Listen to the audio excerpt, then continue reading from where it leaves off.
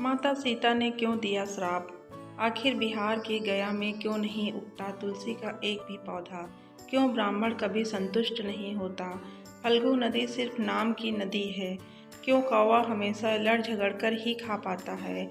कौवा, तुलसी, ब्राह्मण व गाय को माँ सीता ने क्यों श्राप दिया था? इसके बारे में कुछ लोग ही जानते हैं। आइए हम विस्तार से इस बारे में बताते हैं। वाल्मीकि रामायण के मुताबिक वनवास के दौरान भगवान राम, लक्ष्मण और माता सीता पितृपक्ष में श्राद्ध करने के लिए बिहार के गया धाम पहुँचे। वहाँ ब्राह्मण ने भगवान श्री राम और लक्ष्मण को श्राद्ध कर्म के लिए आवश्यक सामग्री जुटाने के लिए कहा। इस पर भगवान राम व लक्ष्मण नगर की ओर सामान लाने के लिए निकल पड़े। ब्राह्मण देव ने माता सीता से आग्रह किया कि पिंडदान का समय निकलता जा रहा है। यह सुनकर माता सीता की व्यग्रता भी बढ़ती जा रही थी, क्योंकि श्री राम और लक्ष्मण जी अभी भी नहीं लौटे थे। इसी दौरान दशरथ जी की आत्मा ने उन्हें आभास कराया कि पिंडदान का वक्त बीता जा रहा है। यह जानकर माता सीता असमंजस में पड़ गई। तब माता सीता ने समय के महत्व को समझते हुए यह निर्णय लिया कि वह स्वयं अपने ससुर राजा दशरथ जी का पिंडदान करेंगी। उन्होंने फल्गु नदी के साथ साथ वट वृक्ष, कौवा, तुलसी, ब्राह्मण व गाय को साक्षी मानकर स्वर्गीय राजा दशरथ जी का पिंडदान विधि विधान के साथ किया।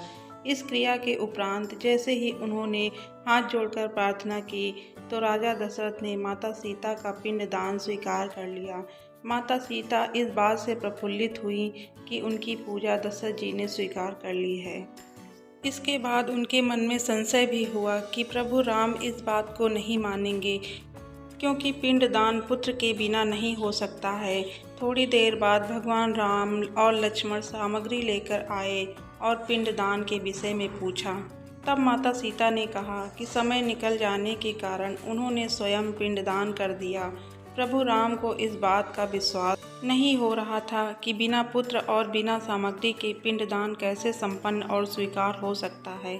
इसके बाद माता सीता ने कहा कि वहां उपस्थित फल्गु नदी, तुलसी, कौवा, गाय, वटवृक्ष और ब्राह्मण श्राद्ध कर्म की गवाही दे सकते हैं। भगवान राम ने जब इन सब से पिंडदान किए जाने की बात सच है या नहीं पूछा, तब फल्गु नदी, गाय, कौवा, तुलसी और ब्राह्मण पांचों ने प्रभु राम का क्रोध देखकर झूठ बोल दिया कि माता सीता ने कोई पिंडदान नहीं किया है। वट वृक्ष ने सत्य कहा कि माता सीता ने सबको साक्षी मानकर विधि पूर्वक राजा दशरथ जी का पिंडदान किया है। पांचों साक्षी के झूठ बोलने पर माता सीता ने क्रोधित होकर उन्हें आजीवन श्राप दे दिया। फल्गु नदी को श्राप दिया था कि वह सिर्फ नाम की नदी रहेगी, उसमें पानी नहीं रहेगा। इसी कारण फल्गु नदी आज भी गया में सूखी है। गाय को श्राप दिया कि गाय पूजनीय होकर भी सिर्फ उसके पिछले हिस्से की पूजा की जाएगी और गाय को खाने के लिए दर बदर भटकना पड़ेगा। आज भी हिंदू धर्म में गाय के लिए सिर्फ उसके पिछले हिस्से की पूजा की जाती है। माता सीता ने ब्राह्मण को कभी भी संतुष्ट न होने और कितना भी मिले उसकी दरिद्रता हमेशा बनी रहेगी का श्राप दिया। इसी कारण ब्राह्मण कभी दान दक्षिणा के बाद भी संतुष्ट नहीं होते हैं।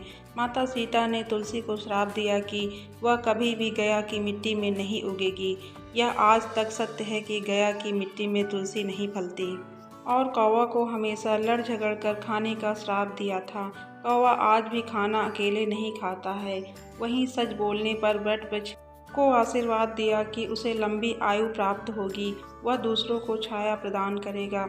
पतिव्रता स्त्री उसका स्मरण करके अपने पति की दीर्घायु की कामना करेगी। तो ये थी आज की कहानी। मिलते हैं एक नई कहानी के साथ। तब तक के लिए जय Hind. Please subscribe my channel.